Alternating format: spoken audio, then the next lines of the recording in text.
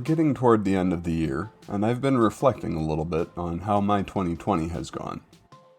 And the more I thought about it, the more I thought I ought to make a video about it. It's a topic more than a little outside my normal type of content, but I sort of wanted to share my thoughts. So I figured I'd come out to the edge of the island and talk for a bit while I catch some dinner.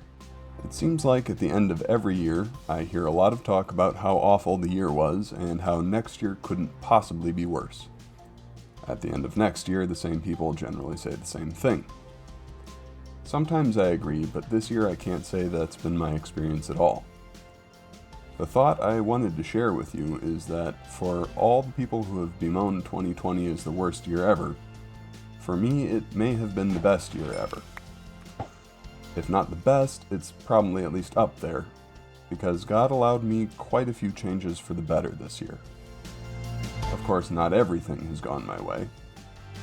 One of my immediate family members had COVID, so I was forced to quarantine for 2 weeks. I put the time to use making a daily video series, COVID Besieged, and I'll link that series in the cards in case you feel like watching me kill a ton of zombies.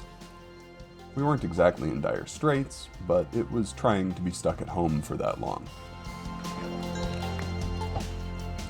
I may even have had COVID myself, which would have been before we quarantined. If I did, it amounted to one unpleasant night with a fever. I woke up every half hour or so, shivering and sweaty, but I didn't get tested. Why not? Well, because it was gone in the morning, and a single night's fever didn't seem to tally with the symptoms that indicated the virus. I wasn't really suspicious until someone else in my house came down with the actual virus, for sure, a few days later. My writing, I also write fiction stories, ground completely to a halt.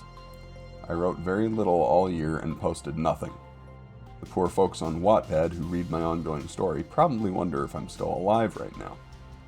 As for my YouTube channel, well, at the beginning of this year I set a goal to post 90 videos, and I failed completely. I'm not sure exactly what my final count will be, but it should be right around 60. And of course, not many people actually watch my videos. I'll make a far greater personal effort to promote this video than usual, because I think the message in it is a little more important than my normal content. Still, if it manages to get just 100 views, I'll consider it a wild success, and it will probably have triple the view count of my previous best. Oh, I also tried online dating. Total flop. Despite all of that, many parts of my life are greatly improved since this time last year. To start with, in February I got a new job. Just as COVID arrived, in fact, and in an entirely new industry. I left an office job with an insurance company to be a truck driver. While many might think that's a drop in prestige, my pay increased about 2/3. Which do I go to work for, after all, pay or prestige?